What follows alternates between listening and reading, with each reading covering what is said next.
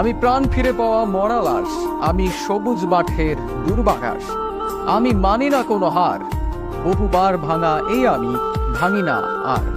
হারকে করি সংহার, আমি নেইমার, দমে যাওয়া থেমে যাওয়ার সময় নেই আমার।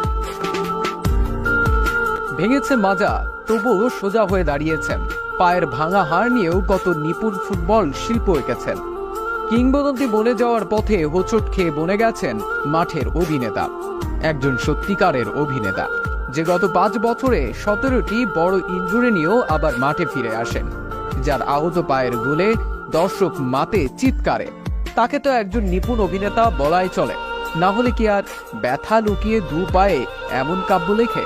2003 সালে মাত্র 9 বছর বয়সে পেলের স্মৃতি বিজড়িত ক্লাব সান্তোসের নাম লেখান।